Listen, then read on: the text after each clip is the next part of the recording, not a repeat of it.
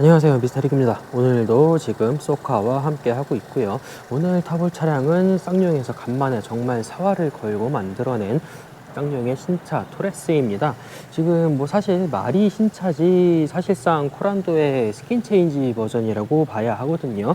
파워포트레인부터 해가지고 많은 부분을 거의 뭐 모든 부분을 공유하고 있고, 실상 다른 거는 디자인 하나뿐인 그런 차량인데, 디자인 하나 바꾼 것만으로도 지금 굉장히 많은 반향을 이끌어내고 있는 그런 차량입니다.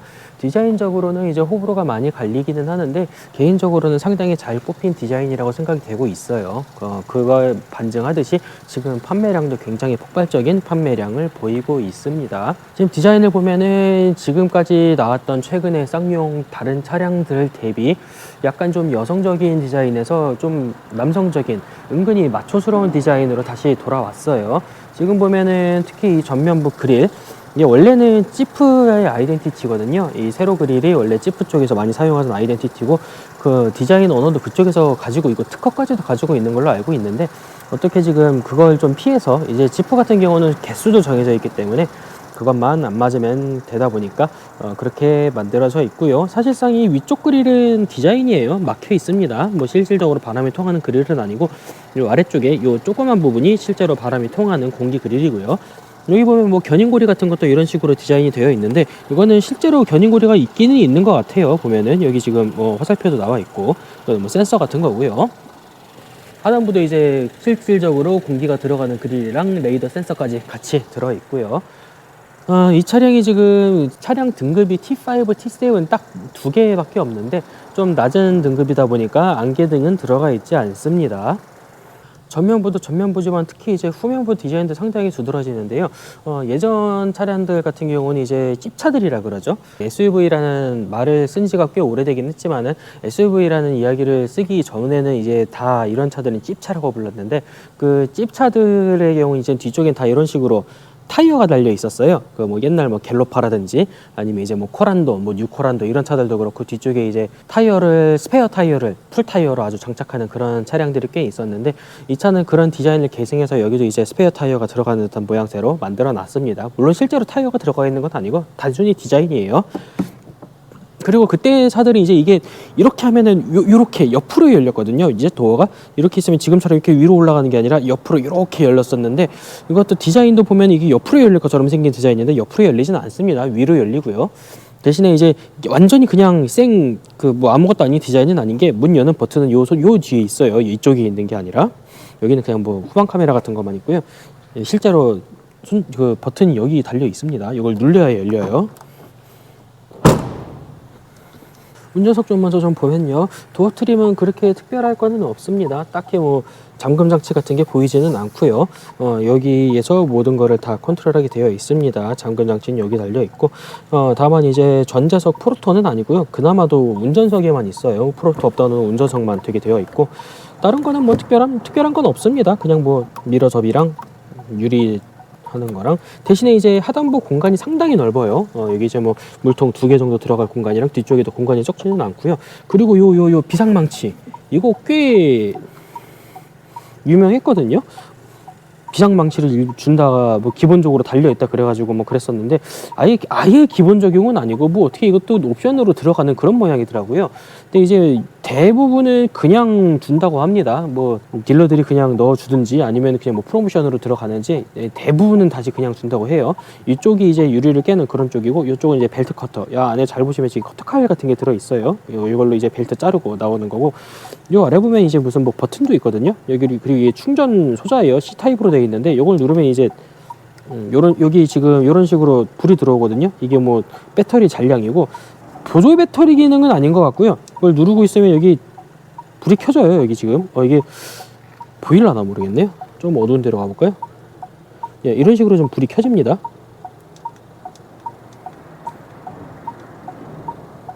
그래서 이게 조명이다 보니까 이 조명에 쓸 배터리 잔량을 보여주는 것 같아요.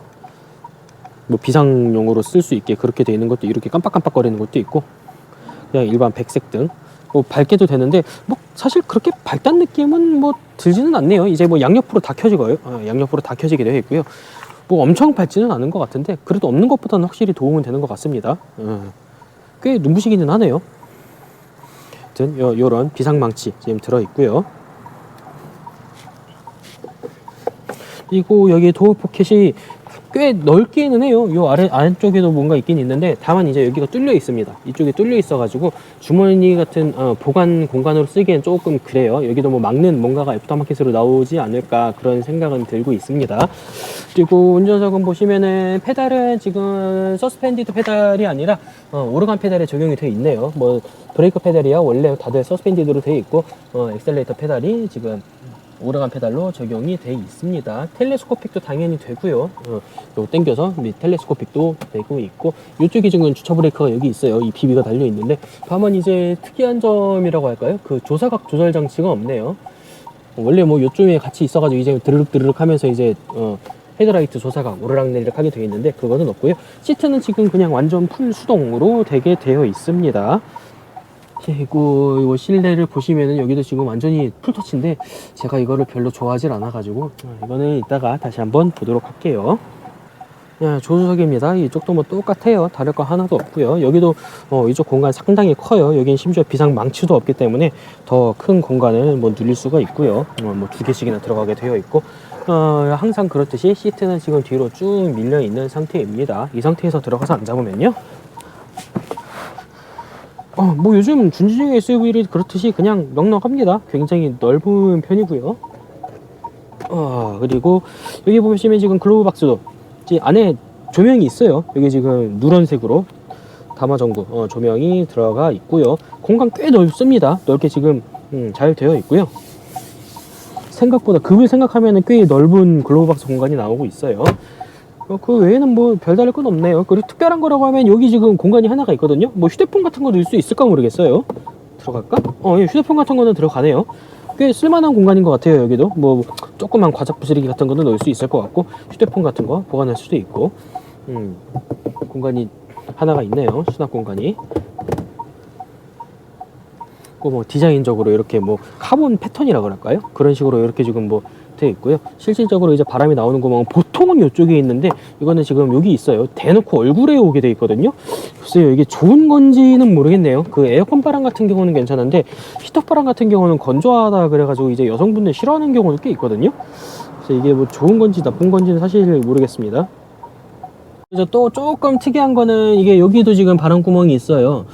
이쪽이 구멍이 있는 차가 흔치는 않은데, 보통은 이 앞에 있는 걸로 같이 이쪽까지 퉁치거든요.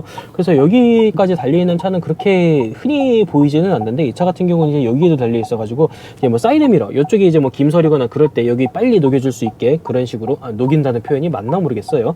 어쨌거나 빠른 성해 제거를 위한 바람 구멍이 지금 이쪽에도 달려 있네요. 이런 거는 꽤 괜찮은 것 같아요. 다른 차도 이거 보기는 안 좋을 수도 있는데, 기능을 생각하면은 이렇게 하는 게 훨씬 좋지 않을까, 그런 생각이 좀 듭니다. 뒷좌석도 좀 볼까요? 뒷좌석도 뭐 별다른 거는 없고요. 문손잡이 달려 있고, 여기도 뚫려 있어 가지고 뭔가 물건 보관하기 별로 좋아 보이지는 않고요. 그냥 손잡이 역할만 해야 될 것 같습니다. 그리고 여기도 뭐 프로토 업다운은 아니고 하이크로시가 꽤 많네요. 그리고 하단부는 여기도 지금 뒷좌석도 공간이 꽤 넓어요. 여기도 이제 일반적인 뭐 둘 공간 하나랑, 여기 뒤쪽에도 지금 요 공간이랑 그 뒤에도 조그맣게 조금 있거든요. 하여간 수납 공간 꽤 잘 해놨고요. 지금 운전석은 제 키에 맞게 조정이 된 상태고, 조수석은 뒤로 끝까지 밀어둔 상태거든요. 그 와중에도 약간 공간은 좀 나오고 있어요. 그리고 이게 리클라이닝이 되기 때문에 이 안쪽은 지금 서 있는 상태고, 이쪽이 지금 뒤로 좀 더 밀어둔 그런 상태입니다. 보시면은 요만큼 지금 차이가 나요. 이코녹스 같은 경우는 이게 차이가 되게 보기 눈으로 확인하기가 어려웠는데, 보통은 이런 식으로 차이가 좀 나게 되어 있습니다. 들어가서 앉아보면요, 요즘 준지중 차들이 다 그렇듯이 이 차도 지금 실내 뒷좌석 공간 넉넉합니다. 물론 이제 운전석이 제가 키가 작은 편이라 가지고 이게 앞으로 좀 가 있는 상태라 그런지 모르겠지만은 여전히 팔 하나 정도는 들어갈 정도로 공간이 꽤 많이 남아요. 그리고 아래 공간도 꽤 넉넉합니다. 지금 아래 신발공 요 공간은 상당히 넉넉하고요. 그리고 지금 이게 지금 그 리클라이닝이 되어 있는 상태인데, 뭐 각도 굉장히 편하네요. 상당히 괜찮습니다. 물론 뭐 많이 넘어가진 않거든요. 사실 이게 2열 리클라이닝은 준중형 SUV에서 제일 처음으로 낸 게 쌍용이에요. 그 코란도 C에서 제일 처음으로 이게 리클라이닝이 됐었는데, 오히려 이제 지금 시점에는 현대기아 차들이 실질적으로 리클라이닝 각도가 훨씬 더 많이 넘어가는 그런 역전 상황이 되어버리고 말았습니다. 그리고 이쪽에 보시면 지금 2열 레어 벤트도 다 들어가 있고요. 코란도 같은 경우에는 이게 안 들어가서 가지고 좀 욕을 많이 먹었었죠. 그리고 하단부에는 요 충전 포트, 심지어 두 개예요. 둘 다 지금 고속 충전 포트로 되어 있고요. 이거 두 개 동시에 꽂아도 고속으로 되는지까지는 모르겠는데 일단은 고속 충전으로 두 개 마련되어 있습니다. 그리고 뭐 이래저래 이런 식으로 뭐 빈 공간이 좀 있네요. 뭐 어디다 쓰는 공간인지는 모르겠는데 옵션이 추가된다고 해도 여기에는 뭐가 들어갈 것 같지는 않은데 어쨌거나 뭐 빈 공간이 좀 있고요. 그리고 이제 뭐 시트 백 포켓 다 들어가 있고, 그리고 컵홀더도 있어요. 암레스트랑 컵홀더랑 같이 다는 게 있고, 이쪽에는 딱히 뭐 잡아주는 뭐 날개 같은 게 있지는 않고요. 뭐 이런 식으로 되어 있습니다. 암레스트 높이 뭐 그냥 적당하네요. 크기가 뭐 길지는 않은데 뭐 다 비슷비슷하겠죠. 그리고 지금 조수석은 뒤로 쭉 밀린 상태인데 그 와중에도 공간은 조금 나오고 있습니다. 들어가 보면은 이제 저처럼 키 작은 놈은 뭐 앉아서 잠깐 갈만은 한데, 뭐 키가 좀 크거나 그러면은 이렇게 가면은 싸움 나겠죠. 앞 공간도 넓은데 그냥 좀 땡겨서 가는 게 낫죠. 그리고 이거는 지난번에 제 미국 차들 탈 때 이게 요쪽에 이제 높이 조절하는 게 있는 게 되게 좋은데, 이거는 그냥 일반적으로 여기 달려 있습니다. 그리고 지금 이쪽은 리클라이닝이 된 상태고 이쪽은 지금 리클라이닝이 안 된 상태인데, 앉아보면은 뭐 앉을만은 해요. 딱 이게 느껴는 집니다. 리클라이닝이 된 거랑 안 된 거랑 꽤 체감은 되는 편인데, 그렇다고 뭐 못 앉을 정도는 아니고요. 리클라이닝이 됐다 안 됐다 정도는 느낄 수 있을 정도로 각도가 좀 그렇게 되어 있습니다. 그리고 지금 여기 뒷좌석 실내등은 LED로 이렇게 양쪽을 쏘게끔 가운데 달려 있어요. 이게 요즘 같은 경우는 이제 차가 그 썬루프가 파노라마 썬루프가 많이 들어가다 보니까 그것 때문에 이제 뭐 양옆으로 빼는 경우도 좀 많은데, 이 차 같은 경우는 가운데에 달려 있습니다. 이거는 뭐 사실 일장일단이 있다고 생각해가지고 뭐가 더 좋다라고 말하기엔 조금 그래요. 앞쪽인 뒤에서 앞을 보면 좀 이렇게 보이게 되어 있고요.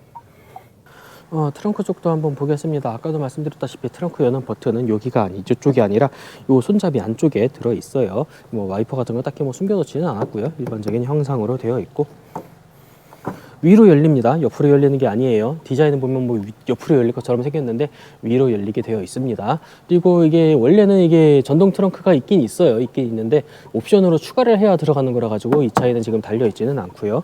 트렁크 공간은 그냥 평범합니다. 뭐 이 급 차량들이 다 그렇듯이 그 정도 공간이에요. 다만 이제 이 차가 이게 판이 없거든요. 이게 뭐 러기지 보드라 그러는데, 이 높이 조절하는 요즘 SUV들은 거의 다 있잖아요. 이제 뭐 제가 알기로는 아마 티볼리에서 제일 처음으로 했던 것 같은데, 예전 차량 같은 경우는 뭐 거의 없는 차가 많았지만 요즘은 이제 이 판때기를 넣어가지고 처음에 뭐 이렇게 높이를 맞추거나 아니면 아예 빼버려서 그냥 깊게 높이 쓰거나 그렇게 쓰는 경우가 있는데, 이 차 같은 경우는 원래는 있거든요.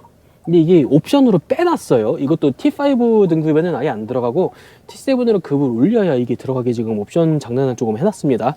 이런 거 정도는 그냥 기본적으로 넣어주는 게 예의인 것 같은데 이건 조금 그러네요.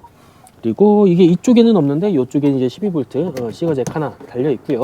뭐 220V가 따로 달리는지는 모르겠어요. 옵션표를 봐도 220V 아울렛이 따로 있는 것 같지는 않던데 뭐 들어갈 만한 자리도 없어 보이고요. 일단 그것도 조금 아쉽네요. 티블리 에어 같은 경우는 이제 220V가 이쪽에 하나 달려 있어가지고 꽤 유용한데, 이거는 지금 달려 있진 않고요. 실내 트렁크 등 이쪽에 달려 있습니다. 오히려 저는 개인적으로 트렁크 등 같은 경우는 요 가운데 요쪽에 달려있는 게 좋다고 생각을 하는데, 하필이면 이건 또 오른쪽에다 달아놨네요. 뭐 LED라 가지고 광량은 꽤 괜찮은 편이에요. 은근히 뭐 잘 보입니다. 그리고 뭐 앞열 리클라이닝이 아니라 시트 폴딩이 되니까 그것도 한번 보면요. 지금 2열을 아예 폴딩 시킨 상태고요. 지난번 이코녹스 같은 경우는 여기서 이제 레버를 당기면 접히는 게 있어가지고 그건 좀 편했는데, 다시 이제 없는 차로 오니까 조금 불편하긴 하네요. 이제 보시다시피 이제 2열 시트가 접히면 저렇게 되어 있는데, 이게 러기지 보드가 없어가지고 높이를 맞출 수가 없어요. 아예 그냥 이런 식으로 한 뼘 정도 지금 깊이 되어 있어가지고 이게 누워보기가 되게 애매해졌어요.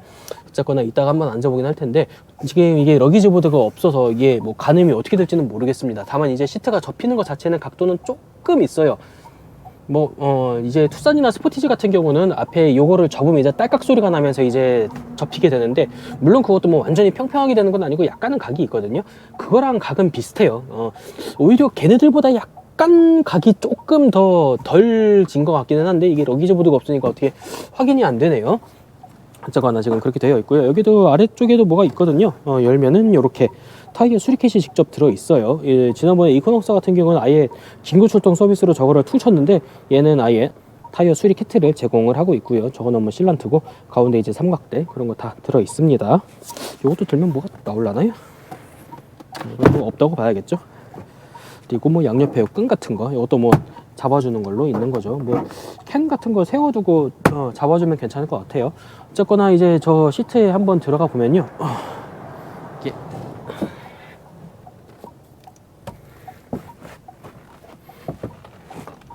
딴 곳보다 이게 차가 천장이 굉장히 높아요. 당장의 디자인부터 그렇게 보이게 생겼지만은 실제로 이 바닥 쪽이랑 이 천장 쪽이랑 높이가 굉장히 높습니다. 보통 다른 차들은 제가 아무리 키가 작아도 여기 이렇게 앉으면은 앞으로 살짝 숙여야 되거든요. 근데 이 차 같은 경우는 그냥 제가 허리 꼿꼿하게 펴고 있어도 그냥 머리 조금 닿는 정도? 그 정도로 끝나고 그렇게 좀 앉아 있을 수가 있어요. 천장이 상당히 높습니다. 은근히 좀 쓸모가 있어요. 이게 2열에 앉아 있을 때 공간감도 좀 되게 크게 느껴지고 천고가 높다는 게 굉장히 큰 요소 중 하나입니다. 이거 어거지로 한번 좀 누워보면은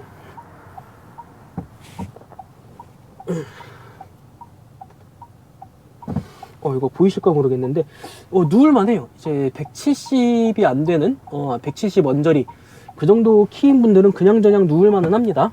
다만 이제 뭐 다리 쭉 펴고 팔 쭉 펴고 그렇게 누울 수는 없고 이제 앞에 의자도 앞으로 조금 민 상태에서 당긴 상태에서 누워야 누울 수 있을 것 같아요. 지난번에 이코녹스처럼 눕기 되게 나쁜 수준은 아닐 것 같고요. 여기 러기지 보드가 없어가지고 좀 애매한데 어쨌거나 눕기에는 꽤 괜찮은 것 같습니다. 뭐 완벽하게 본격적인 차박용 차로 쓰기에는 조금 자긍감이 없지 않아 있기는 한데 이 정도면은 그래도 어느 정도는 커버할 수 있을 것 같아요. 아니 어쨌거나 이거 없는 거 되게 좀 그러네요. 이런 거 뭐 기본적으로 넣어주지 좀 이거를 옵션 차별을 하네. 트렁크 공간 생각보다 꽤 괜찮습니다. 누워 있을 만해요.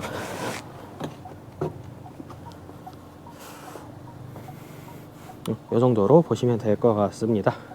타이어는 지금 보시면은 한국 타이어에 HP2가 들어갔거든요.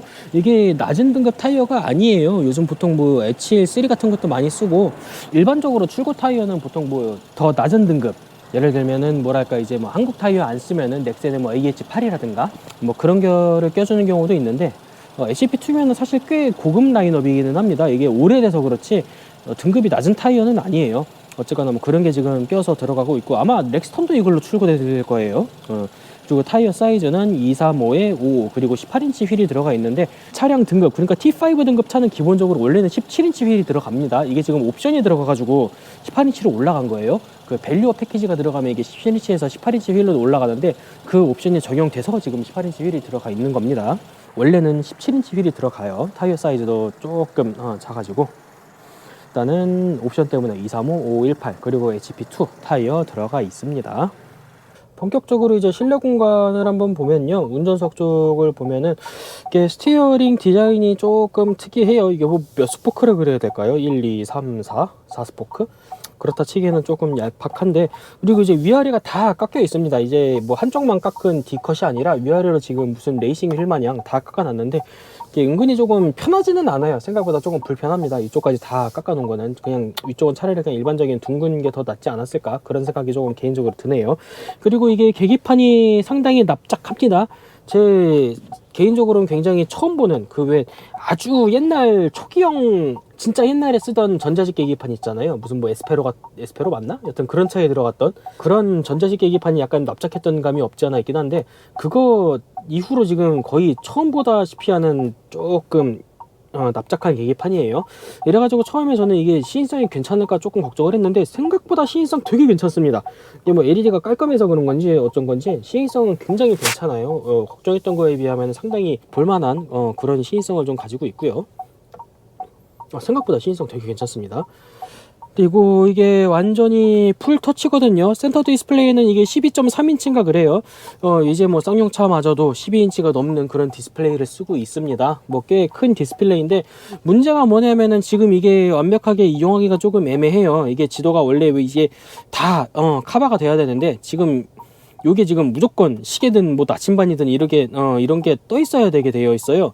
이게 뭐 나중에 뭐 업데이트 해가지고 뭐 고쳐준다 뭐 그렇게 얘기는 하는데 일단 지금은 불가능합니다. 좀 어떻게 보면 좀 웃기죠. 이걸 뭐 업데이트까지 해야 될 정도로 그런 기능인가 싶기도 하고 그냥 뭐 다 해서 나오지 굳이 뭐 이렇게 출시를 했어요. 그래도 나름대로 꽤 시원시원합니다. 뭐 내비가 크다 보니 화면이 크다 보니까 되게 시원하게 보이고요. 터치 감도 같은 거 그렇게 나쁘지는 않은데 뭔가 되게 미묘해요. 뭐 빠릿빠릿하게 되는 편이기는 하고 뭐 터치 감도도 뭐 그렇게 나쁘지는 않은데 뭔가 약간 한 반박자도 아니고 한 5분의 1박자? 느린 그런 느낌이 좀 들긴 합니다. 현대차 마냥 되게 막 즉각적으로 막 빠릿빠릿하게 되는 그런 느낌은 아니에요 사실. 그냥 깔끔하고 잘 되기는 하는 그런 정도입니다. 뭐 기능도 뭐 그렇게 많지는 않아요. 뭐 인포콘이 있는데 인포콘은 이제 쌍용에서 제공하는 뭐 블루링크 그런 겁니다. 그런 게 같이 되어 있고요. 뭐 파일 관리, 뭐 매뉴얼, 차량 설정이 있는데 이게 뭐 그렇게 많지도 않아요. 뭐 이게 답니다. 뭐 에어컨, 건조, 자동 환기, 습기 제거, 터널 진입 제어, 터널 들어가다 자동으로 4개로 바꿔주는 그런 거고요. 에어컨 자동 건조 이건 저거 뭐 FW 얘기겠죠. 뭐 그런 거만 있고 뭐 다른 거는 없어요. 뭐 애초에 저기 뭐 앰비언트 같은 게 있는 게 아니라 가지고 뭐 그런 기능 같은 거는 특별하게 없고 설정을 봐도 뭐 그렇게 뭐 막 뭐가 많지는 않습니다. 뭐 블루투스, 뭐 디스플레이, 뭐 업데이트, 인포콘 뭐 이런 것만 지금 나와 있어요.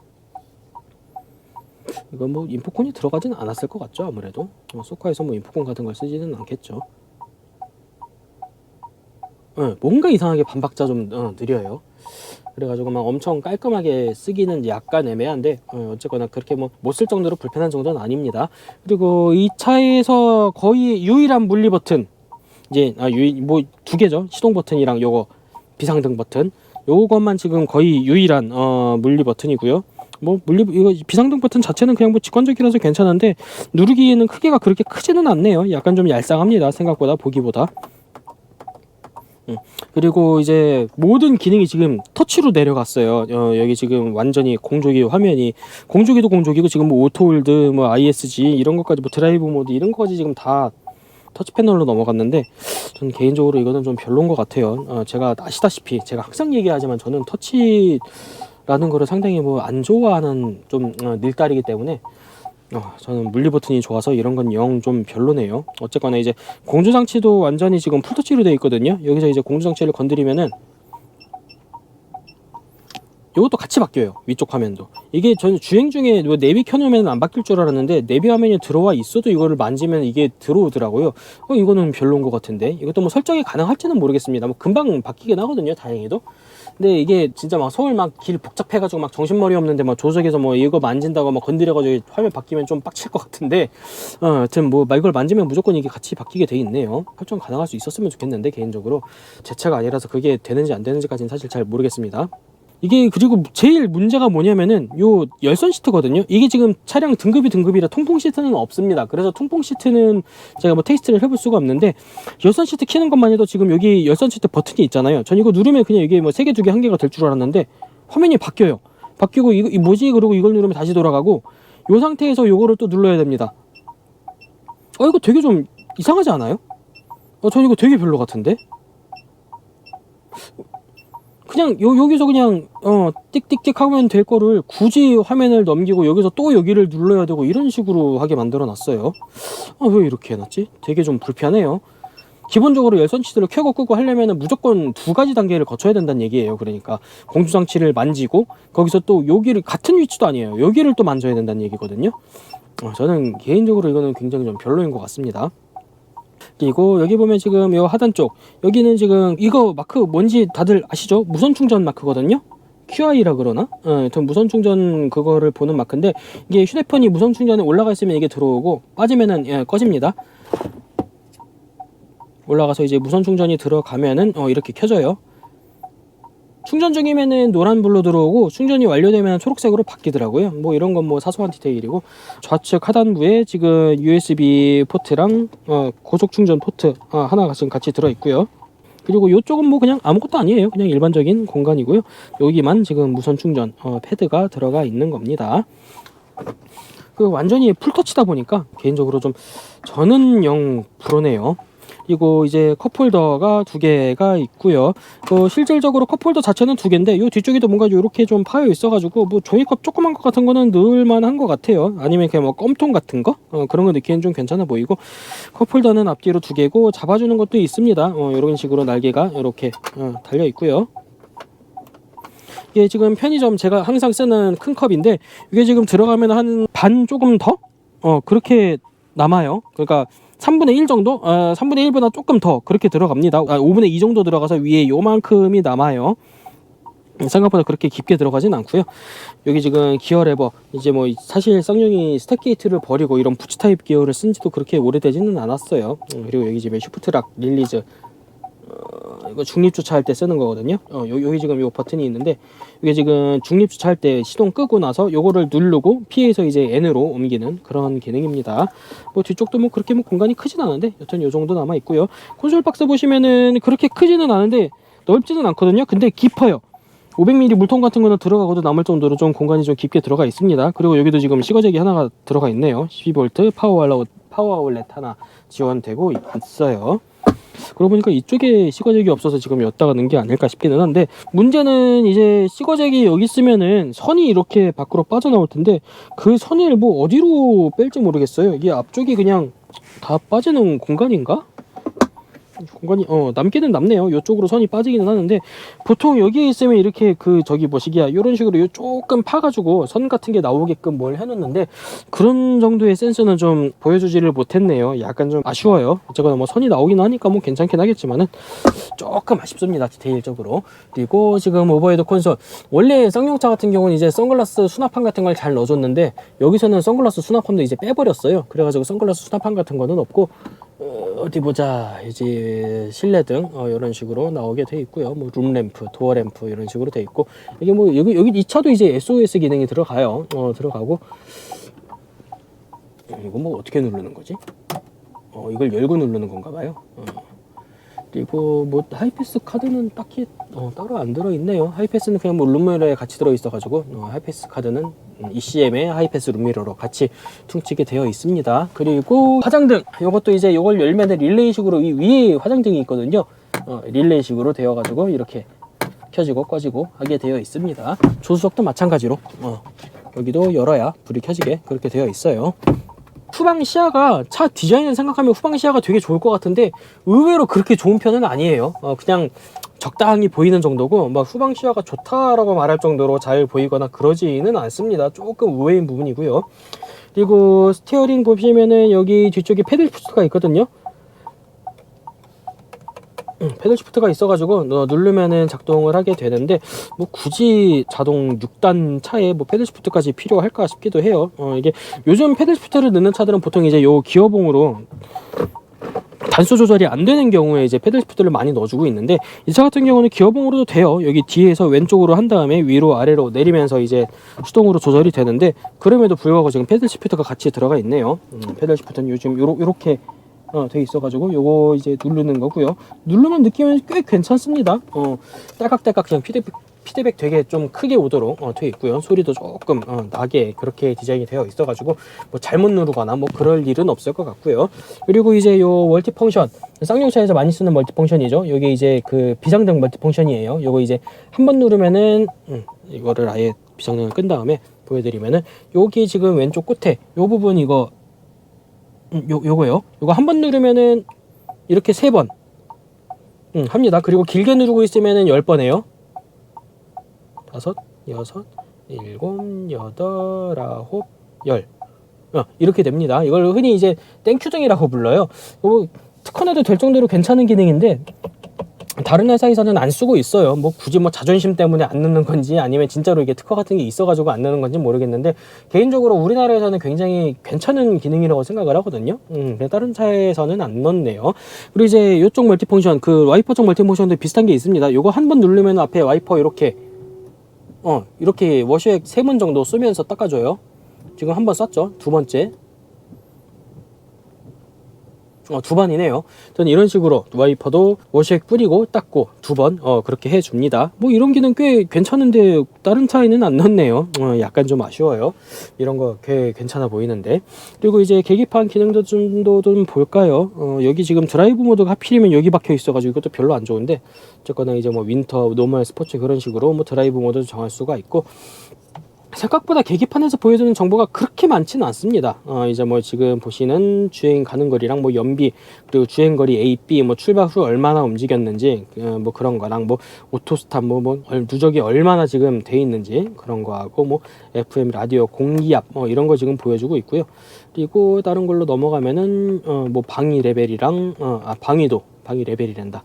방위도하고 뭐 운전자 주의 레벨, 그리고 이거는 이제 뭐 스마트 크루즈 들어갔을 때 몇 킬로에 돼 있는지, 그리고 이제 앞차랑 간격을 얼마나 할지 그런 것도 지금 정하게 될 수 있어요. 지금은 뭐 나오진 않는데 이거는 스마트 크루즈가 켜지면 그때 볼 수 있게 되어 있습니다. 그리고 뭐 설정해 보시면 뭐 주행 보조, 도어 테일게이트, 라이트가 있네요. 조사각 조절은 아니고 그냥 뭐 리빙홈, 커밍홈 이런 것만 있고, 편의 기능, 뭐 별거 아니네요 다들. 장기 주차 모드도 있네. 이거는 뭔지 모르겠어요. 그리고 사운드, 뭐 계기판 설정, 모든 설정 초기화, 뭐 이런 거 다 있고, 생각보다 보여주는 게 그렇게 많지는 않습니다. 그냥 뭐 기본적인 것들 그런 게 보여주는 거고, 뭐 생각보다 막 엄청 디테일하게 막 이거저거 많이 보여주고 그러지는 않네요.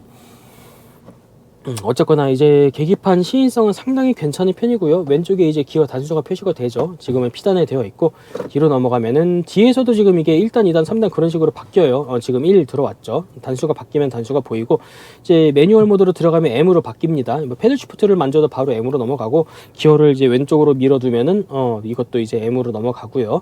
이제 패들 시프트를 누르고 나서 뭐 오래 누르고 있다든지, 아니면 패들 시프트를 장기 조작을 안 한다든지, 뭐 몇 초 이상 조작을 안 한다든지 그러면 다시 이제 드라이브 모드 자동으로 바뀌게 됩니다.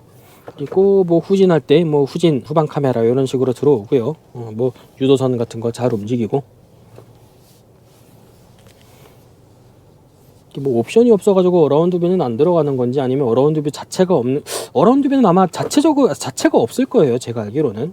어쨌거나 그렇고, 기본적으로 볼 수 있는 거는 실내에서는 뭐 요 정도 볼 수 있는 것 같습니다. 자, 이제 본격적으로 주행을 좀 시작을 해 볼게요. 주행을 시작하기에 앞서서 이제 가속 테스트를 한 번만 좀 해 보겠습니다.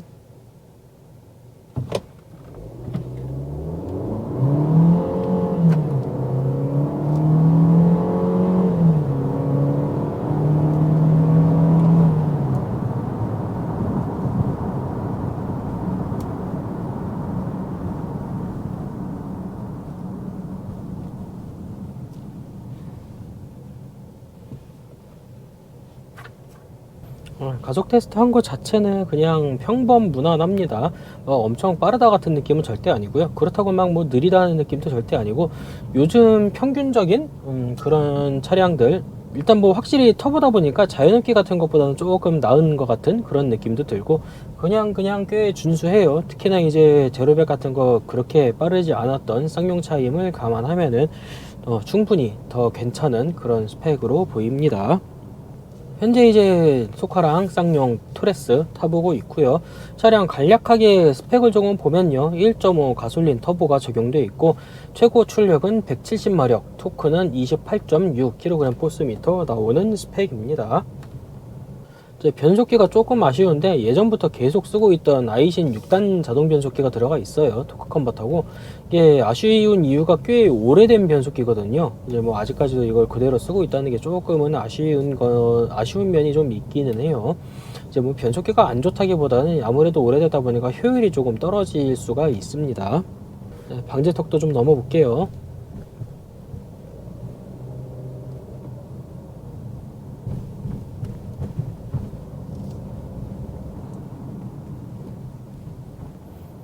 지금 보면 이제 방지턱 같은 거 굉장히 부드럽게 넘어가요. 이게 무슨 얘기냐면은 서스펜션 세팅 자체가 좀 부드러운 편에 들어간다고 볼 수 있거든요. 이게 아무래도 호불호가 좀 갈리는 영역이기는 한데, 이게 서스펜션이 단단하다는 거는 이제 고속주행에 있어서 안정감이 좀 괜찮고, 물렁하다는 거는 고속주행이 안정감보다는 일상적인 주행에서 조금 컴포트한 그런 성향이란 얘기인데, 저 같은 경우는 사실 좀 컴포트한 거를 선호하다 보니까 이렇게 약간 좀 부드러운 그런 세팅을 좀 더 선호를 하고 있습니다.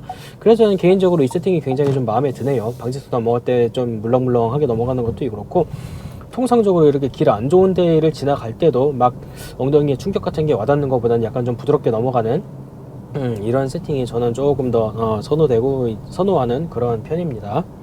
그래서 저는 이 세팅이 좀 더 마음에 드네요.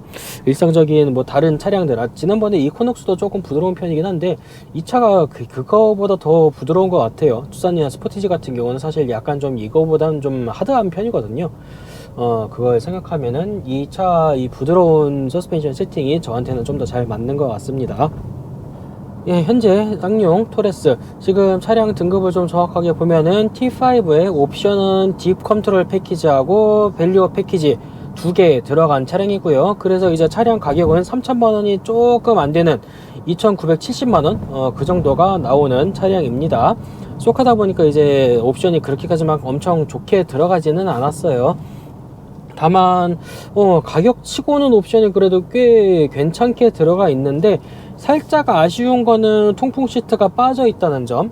통풍 시트가 아예 빠져 있다는 거랑, 아까 트렁크 볼 때도 있었지만은 그 러기지 보드라 그러죠, 높이 조절하는 그 합판, 그게 아예 빠져 있다는 게 굉장히 좀 아쉽습니다. 이거는 좀 나중에라도 보완을 하는 게 좋지 않을까 싶어요. 통풍 시트야 그렇다 치더라도 트렁크 합판을 옵션 차별을 하는 건 좀 아닌 것 같다는 생각이 좀 많이 드네요. 차량 스펙 다시 한번 좀 살펴보면요, 아까도 이야기했지만은 1.5 가솔린 터보 1497cc, 마력은 170마력, 그리고 이제 토크는 28.6kg/m 나오고 있습니다. 그리고 이제 이 차량 같은 경우는 옵션이 적용돼 가지고 18인치 휠 타이어가 들어가죠. 235에 55, 그리고 18인치 타이어가 들어가면서 연비도 조금 17인치보다는 떨어집니다. 정확하게 보자면은 이제 도심 연비는 10.2km, 그리고 이제 고속 연비는 12.5km 리터당 해가지고 이제 복합 연비는 11.2km 나오고 있어요. 이제 공차 중량 같은 경우는 2톤은 한참 안 되고요. 1.5톤이 조금 넘습니다. 1520kg 나오고 있는 공차 중량이고요. 연료 탱크 같은 경우는 50L 들어가 있어요. 생각보다 연료 탱크는 차급 대비 평범한 수준이네요. 차량 공차 중량도 그렇고. 아까 옵션 얘기했으니까 옵션을 좀 보자면요, 딥 컨트롤 패키지랑 밸류업 패키지가 들어갔다고 말씀을 드렸거든요. 이게 밸류업 패키지 같은 경우는 휠도 휠이고, 오토라이트, 우적 감지 와이퍼, 하이패스 룸 미러, 스마트 키, 스마트 하이빔, 전방 주차 그런 게 들어가요. 휠 타이어 같은 것도 같이 들어가고. 그리고 밸류업 패키지 말고 이제 딥 컨트롤 패키지라 그러죠.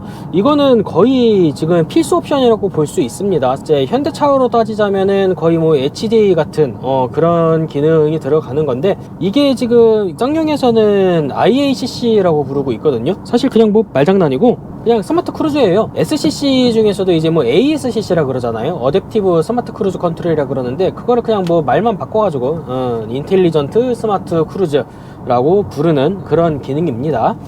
고속도로 같은 데서 차선 중앙 유지하면서 앞차 간격 맞추고, 이제 정차 후 재출발은 이제 요거 핸들을 만져주는, 아니면 페달을 살짝 밟아주는 해야 재출발이 되는 거고요.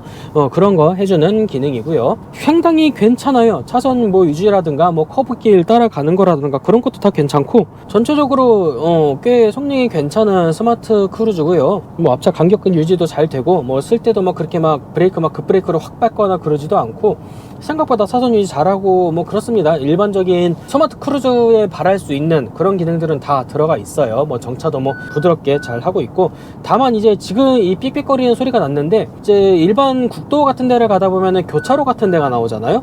교차로 같은 데에서 이제 길이 가다가 잠깐 끊기거나 그러면은 이게 수시로 꺼졌다 켜졌다 하면서 이런 경고음이 좀 납니다. 지금 같은 경우는 이게 공사한다고 왼쪽을 이렇게 뭘 세워주고 그래가지고 좀 오류가 좀 나는 것 같은데, 그래서 일반 도로에서 이거를 켜고 가다 보면 가끔 좀 시끄러워요. 교차로에서 넘어가고 있는데 빽빽거려가지고 막 소리 나고 그러니까 조금 거슬릴 때도 있기는 한데, 고속도로 같은 데서 쓰기에는 썩 괜찮을 것 같습니다. 그거 뭐 제외하면은 상당히 괜찮아요.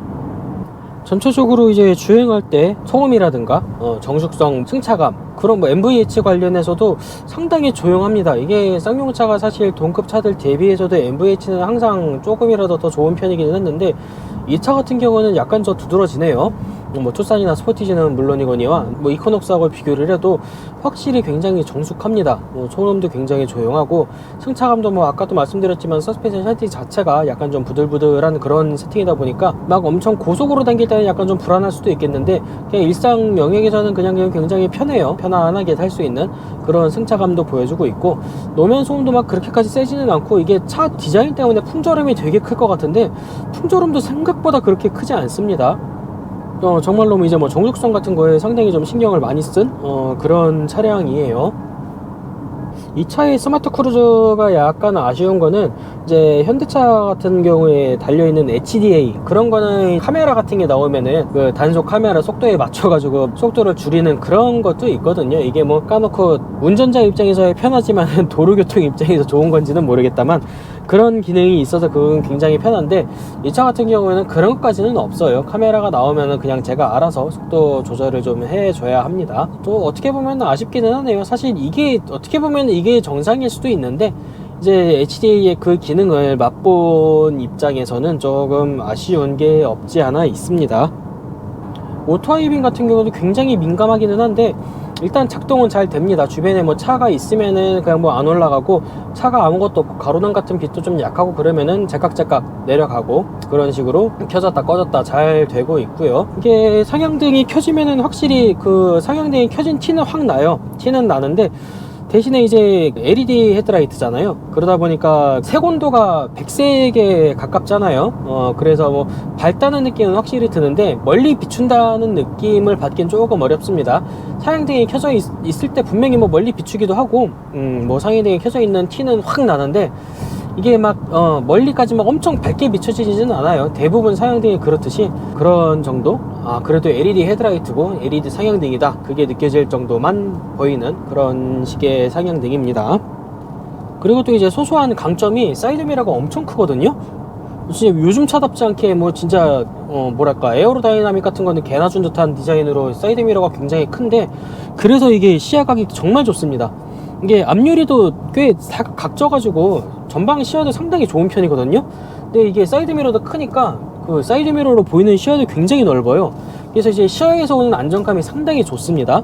물론 이제 아까도 말씀드렸지만 후방 시야는 그렇게 좋은 편은 아니에요. 다른 시야에 대비해서 후방 시야는 이제 뒷유리 자체가 약간 좀 크기에 비해서 유리 면적 자체가 크진 않아가지고, 후방 시야는 뭐 그냥 평범한 수준이라 다른 거에 비해서 좀 작다고 느껴지기는 하는데, 일반적인 다른 시야는 굉장히 안정감이 있는 그런 좀 큰 시야각을 좀 보여주고 있어요.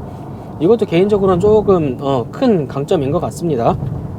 근데 이제 전면 시야가 좋기는 한데, 조금 특이한 거는, 보통 요즘 차량들은 운전석에 앉아가지고 앞을 볼 때 본네트가 시야에 보이는 거를 상당히 절제하는 편이기는 하거든요. 그러니까 안 보인다는 게 아니라 보이긴 보여도 뭔가 뭐 되게 신경이 안 쓰이게 뭐 상당히 최소화한다 그래야 되나? 그런 식인데, 이 차 같은 경우는 본네트를 굉장히 대놓고 보여주는 그런 느낌이 조금 들어요.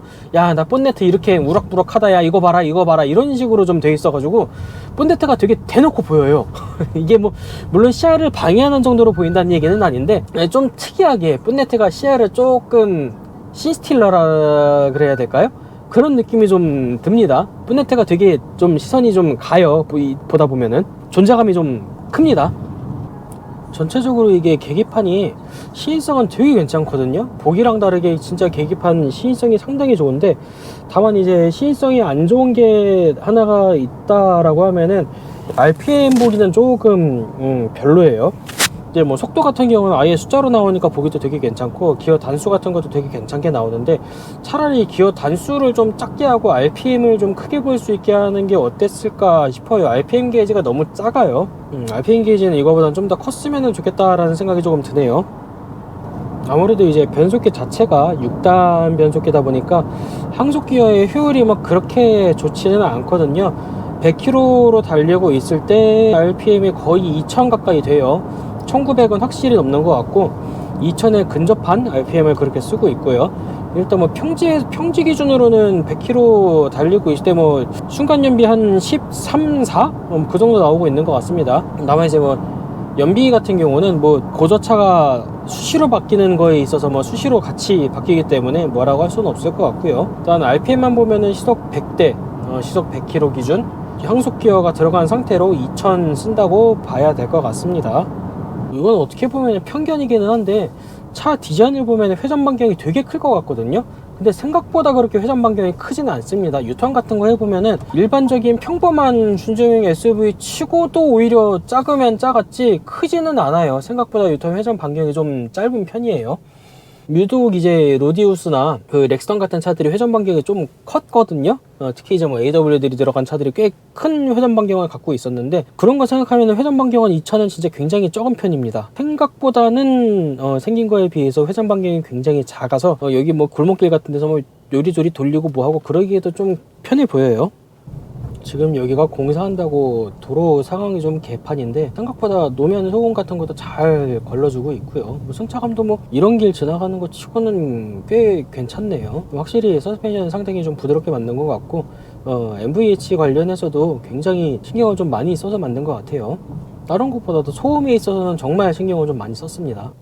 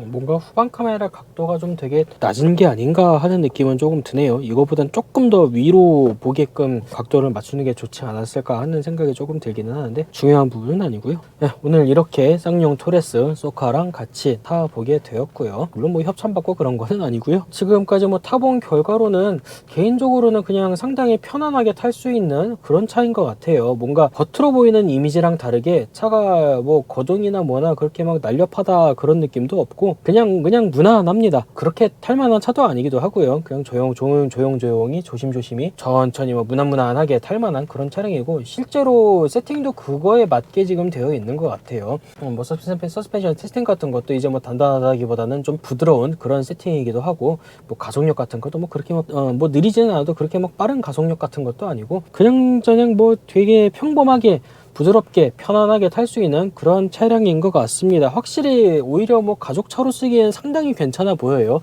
뭐 차가 뭐 천장도 높기도 하고 뭐 2열 뭐 공간 같은 거 그냥 평범하게 넓고 소음 같은 거 굉장히 조용하고요. 승차감 괜찮고 정말 뭐 여러모로 그냥 평범하게 탈 수 있는 가족차로 뭐 충분히 괜찮게 탈 수 있는 그런 차인 것 같습니다. 뭐 가격 얘기를 조금 해보자면요, 아까도 말씀을 드렸지만은 이 차 같은 경우에는 지금 2,970만원 정도 나오는 차량이거든요. 근데 이제 제 기준으로 좀 괜찮게 차를 만약에 탄다고 하면은 저는 일단 무조건 4륜구동을 넣는 사람이니까 뭐 거기 그 4륜구동 옵션 추가 기본적으로 한다고 치고요. 이게 T5랑 T7이랑 은근히 급 차이를 좀 뒀어요. 아까 그 왜 트렁크 러기지 보드 같은 것도 그렇고 그래가지고 은근히 이게 지금 T7으로 강제하는 경향이 좀 없지 않아 있습니다. 통풍 시트도 그렇고 저거도 그렇고 그래가지고 그래서 일단 뭐 T7에다가 4륜구동 들어가면 T7만 해도 지금 3,020만원이거든요 3,000만원으로 치고 뭐 4륜구동만 들어가도 일단 3,200만원이고 거기서 이제 차 쓰려면 기본적으로 저건 들어가야죠. 딥 컨트롤 패키지는 기본적으로 넣어야죠. 이것만 해도 100만원이라서 그러면 벌써부터 이제 3,300만원이에요 거기다가 이제 이것도 넣을 만한 게 제 기준으로는 여기서 스마트 테일게이트랑 가죽 시트 패키지 정도는 넣어야 되거든요. 그럼 이제 140만원이 더 추가가 되죠. 3,300만원에다가 140만원 더 추가로 해서 3,440만원 3,420만원 정도가 나와요. 그러니까 제 기준으로는 이 정도면은 탈만합니다. 옵션 자체가 가죽 시트 패키지 하면은 여기에 조수석 통풍 시트까지 들어가고 거기에 이제 전동 시트 그런 것도 들어가게 되고 그리고 이제 뭐 T7 자체적으로 들어가는 게 또 아까 얘기했던 트렁크 러기지 보드 거기다가 뭐 2열 열선 시트 이런 것도 T7 등급이 기본적으로 들어가게 되어 있거든요. 옵션으로 추가가 되는 게 아니라서 그래서 이렇게는 넣어야 그래도 꽤 탈만한 옵션이 아닐까 싶기도 하고 제 기준에서는 이거 이상으로 굳이 뭘 할 만한 옵션도 있지는 않아요. 무슨 뭐 하이디럭스 패키지 같은 것도 있는데 20인치 휠은 제 개인적으로는 이거는 굉장히 좀 오버스펙이라고 봅니다. 제가 보기에는 그냥 18인치 휠이면 딱 적당할 것 같아요. 그래서 제가 보기에는 굳이 20인치 휠 넣자고 뭐 하이드록스 패키지를 넣을 필요는 없을 것 같고 물론 싸기는 합니다. 이걸 넣는 게. 다만 이제 저는 개인적으로는 그냥 가죽 시트 패키지랑 스마트 트렁크 요렇게만 넣고 3,420만원 딱 끊으면 될 것 같아요. 이 정도만 해도 사실 가성비는 개인적으로는 굉장히 괜찮아 보입니다. 지난번에 이코노스 솔직히 생각해보세요. 뭐 비교할 차이인지는 모르겠지만은 통풍 시트만 넣으려고 그래도 3,600만원이 넘어가는데 그거랑 비교하면 가성비 정말 좋지 않습니까? 들어갈 거 진짜 다 들어가는데요. 뭐 스마트 크루즈만 해도 얼마나 큰데 거기다가 이 정도 옵션 다 들어가면서 그러면은 이거는 확실히 가성비 괜찮죠. 더군다나 출고도 그래도 현대차보다는 빠를 거예요. 아직까지는. 이거 지금 은근히 출고가 밀려있긴 하거든요. 지난달에 뭐 판매량이 뭐 몇천 대가 팔리면서 이게 지금 SUV 전체 2위를 찍었기 때문에 굉장히 좋은 성적을 거두고는 있어요. 그럼에도 불구하고 얘도 지금 대기가 뭐 6개월에서 10개월 정도 보고 있다고는 하던데 그나마 지금 그래도 현대차보다는 아마 빠를 겁니다. 출고가. 비교 대상이 아마 소렌토를 비교 대상으로 두는 건 제 생각은 아닌 것 같고 투싼이랑 스포티지 거기에다가 이제 뭐 추가로 더 봐야 QM6 정도가 이제 비교 대상일 것 같은데 그 차량들이랑 비교하기에는 확실히 상품성도 그렇고 가성비도 그렇고 충분히 경쟁력이 꽤 괜찮다고 생각이 들어요. 옵션으로 보나 성능으로 보나 활용도로 보나 충분히 괜찮은 것 같습니다. 사실 제 개인적으로는 개인적으로는 간만에 상당히 만족스럽게 탔거든요. 뭐 정숙성도 괜찮고 승차감도 제 기준으로는 상당히 부드러운 게 마음에 드는 승차감이기도 하고, 저는 진짜로 간만에 굉장히 만족스럽게 탄 차량인 것 같습니다. 물론 이제 뭐 개개인 판단에는 다를 수도 있기는 합니다만은, 저는 제 개인적으로 이 정도 가격에 이 정도 상품성이라고 하면은 충분히 합격점을 줄 수 있을 것 같아요. 다만 요즘 조금 이슈가 있더라고요. 지금 이게 패널이 다 전자 패널이잖아요. 근데 이 패널에 문제가 좀 있습니다. 센터 디스플레이가 이게 먹통이 되는 케이스가 은근히 좀 자주 있다고 해요. 뭐 나온 지 얼마 되지도 않은 차가 벌써부터 이 센터 디스플레이가 나가버려가지고 뭐 할 수 있는 게 없고 그런 경우가 좀 있다고 하는데, 이거는 어떻게 좀 빨리 해줬으면 좋겠어요. 이거 뭐 분할 그런 것도 같이 포함해가지고. 그리고 제 개인적으로는 상당히 마음에 안 드는 거는 요 하단부 공조 패널, 이거를 풀터치로 만든 게 저는 이거는 좀 상당히 마음에 안 드네요. 아직까지는 저는 좀 물리 버튼이 있는 게 좋다고 생각이 드는데, 이거는 저는 개인적으로 굉장히 불호인 영역 중에 하나입니다. 그거를 제외하면은 저는 충분히 확실히 뭐 팔릴만하게 상품성을 구성을 한 차량이라고 생각이 들어요. 디자인도 뭐 호불호는 갈릴지언정 뭐 잘 나온 디자인에 속하기도 하고, 뭐 차 자체도 무난무난하게 편안하게 탈 수 있는 차량이기도 하고 잘 만들었다고 생각됩니다. 추가로 뭐 더 할 이야기가 있지는 않는 것 같고요. 그는 간만에 만족스럽게 탄 차라는 평가를 내리면서 이만 마치도록 하겠습니다. 뭐 다음에도 탈 만한 차량이 나오기를 좀 기대를 해 보기로 하고요. 여기까지 하도록 하겠습니다. 감사합니다.